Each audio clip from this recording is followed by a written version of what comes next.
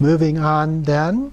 Now we are moving, we just finished up the section of those of medium diligence, and so now we're moving to those of lesser diligence. So these are the instructions to attain Buddhahood in natural Nirmanakaya realms for those of lesser diligence. So those of highest diligence, basically the practice was related to Dzogchen. In the medium diligence, we had the bardos of this life, dying, dharmata, and becoming. And now for those of lesser diligence. For those with a lesser level of diligence, there is this being given the breath of life in the natural Nirmanakaya pure realms. As for these instructions that bring liberation without a bardo, these are for those who have seen the meaning of the vision of direct reality. So the vision of the direct reality would be basically Trekcho, but it's the first vision of Togao as well. Okay? But these have not had the time to meditate.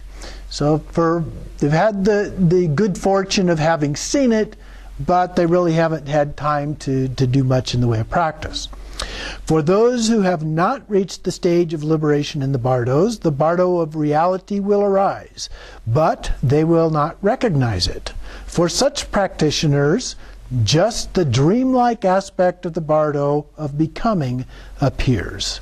Then, through the blessings of the truth of reality, of the compassionate energy of the great Vidyadhara Master Padmasambhava, you will be born in the unchanging Vajra pure realm, manifest joy of the eastern direction.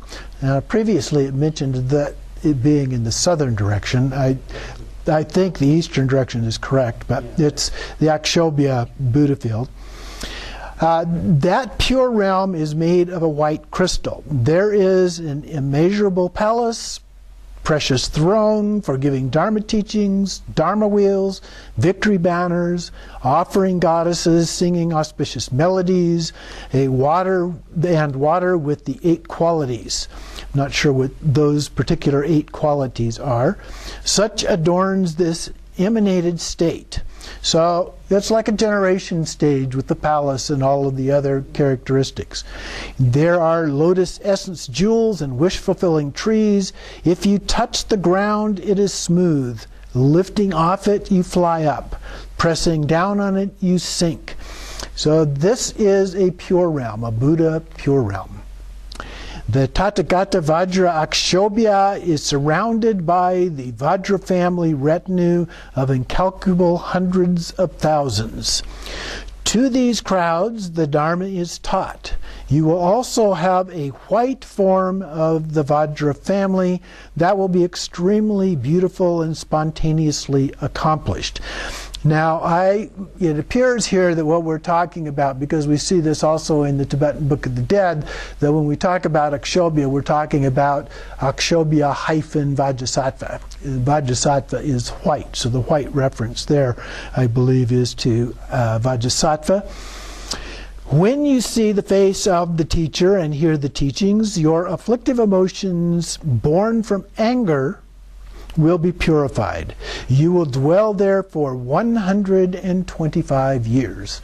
Now, these aren't necessarily normal years in this kind of a case, because these are in a bardo, or not a bardo, but a Buddha field experience. So time is very different than what we normally perceive as time. Then, instantaneously, you will be born in the glorious pure realm of the southern direction. The pure realm is yellow and is made from rivers flowing with gold. There is an immeasurable palace with 4 gates, 4 arches that adorn them, 4 jewel stupas at the 4 corners, with garlands of small golden ringing bells resounding with the Dharma, and so forth, like the previous pure realm. The Tathagata Ratnasambhava is surrounded by the Ratna family retinue of incalculable hundreds of thousands. To these crowds the Dharma is taught. You will also have a Ratna family form. Through the empowerment bestowed by the teacher, your afflictive emotions of pride and ignorance will be purified. You will dwell there for 125 years again. So what we're beginning to see here is a pattern of going through each of these pure realms related to the 5 Buddha families. And we purify any remaining obscurations that we might still have. Then, instantaneously, you will be born in the stacked lotuses pure realm of the western direction. You will be born in a lotus family form.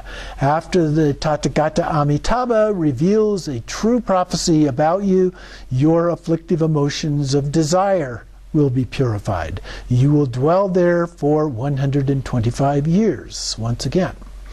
Then, instantaneously, you will be born in the completely perfect pure realm of the northern direction. You will be magically born in the karma family form.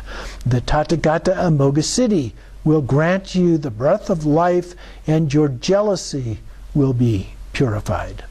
You will dwell there for 125 years, once again. Then, instantaneously in the space above you, within the stacked world systems, you will see the wrathful pure realm of the abode of the blazing fire mountain charnel ground. Instantaneously, you will be liberated into that primordial ground. Then you will dwell within the enlightened mind of the enlightened bodies and primordial wisdoms of the inner luminosity that are beyond coming together or separating throughout the 3 times. So this is a wrathful pure realm. Now often the wrathful deity realm, as we learned before in the Guyagarbha, for example, is depicted as being inside the skull. This talks about up above, but it's not real clear whether it's actually above the skull or referring to something inside the skull, metaphorically in either case. Then you directly manifest inexhaustible appearances of enlightened bodies to tame all sentient beings, to be tamed throughout the limits of space until samsara is emptied. So we're able then to achieve this level where we can then be beneficial to all sentient beings.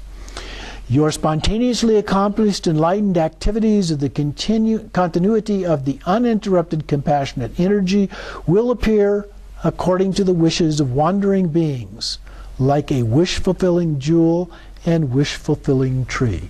And oftentimes a Buddha or a high-level bodhisattva in some cases are described as being like a wish-fulfilling jewel or like a wish-fulfilling tree, and that they can, the wishes of that person to achieve enlightenment can be fulfilled by encounters of that type.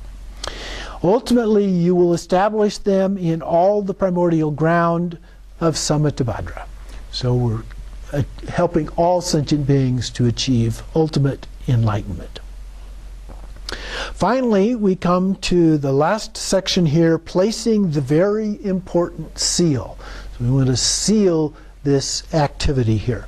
These instructions are even more rare and extremely precious than the king of wish-fulfilling jewels. In future generations, fortunate ones will have devotion to their gurus and be generous. They will abide within their samayas and vows. They will be diligent in practice. These suitable vessels for the teachings of the natural great perfection will have all the signs of the dakinis. Except for such individuals, these teachings should be sealed and not even be taught in the direction of the wind blowing towards others. These should be held like a jewel in the throat of a crocodile. For those that have all the proper characteristics, then the prophecies of the dakinis come.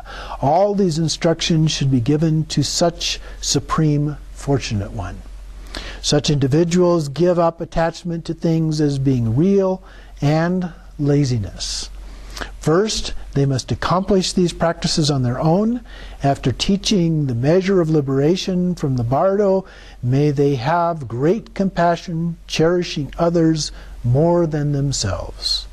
May they then work for the benefit of others without weariness and manifest joyous, spontaneous accomplishment. So it takes effort, but it's joyful effort to do these things. And so we have the patience, we have the persistence that we've talked about before. Through our generosity, our altruism arises to be able to share these teachings with others, to help them along the way, help themselves, and so forth. All of those things are a part of this.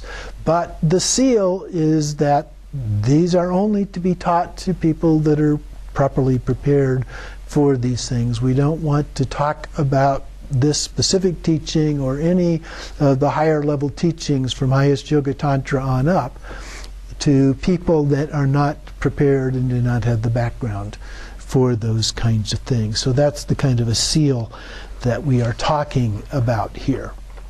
So that's the final section, but there is one more page, the conclusion, that is written, the first part being in a verse format here. From the oceans of the pith instructions on the meaning of the tantras, the profound extract of these was gathered again and again. This is the certain secret path of the essence that leads to the Buddhahood in one lifetime. Opening the doorway to the secrets of the heart bindu of the Dakinis, I composed these words so that the fortunate ones of future generations might climb the stairway to the essence of the profound meaning. Establishing the exquisite path of the Vajra essence, these teachings were perfectly set forth here without error. For as long as the sun, moon, Mount Meru, and the oceans remain, in accordance with what helps wandering beings. Through this oceanic Dharma tradition of mine, may the two aims of wandering beings be spontaneously accomplished. At the heart of the precious slopes of the White Skull Snow Mountain, within the supreme abode called the Fortress of Odiana, this precious golden garland of instructions was accomplished. By this, may all the wishes of wandering beings be fulfilled. This precious golden garland of instruction was composed by the yogin Dorime Ozer, Longchenpa, who was directly blessed by the Odiana father and mother in order to plant the victory banner of the Odiana father and mother would be Pabasambhava and Yeshitsoga. In order to plant the victory banner of the life force tree of the teachings so that these would remain and not disappear for 500 years and more, in the response to the prayers of the supremely fortunate disciple, patron Ozer Gocha, I gathered the entire profound meaning into one in order to ripen and liberate wandering beings in future generations to be more clear than the previous words of instruction. This was set forth without any error in accord with the prophecies of many Dakinis upon the face of the precious scrolls in the solitary place of the fortress of Odiana on the slopes of the White Skull Mountain in the autumn months when many flowers and fruits ripen. Through this, may infinite wandering beings swiftly dwell within the benefits and happiness of the time of the perfect eons. Gya Geo, seal, may virtue prevail.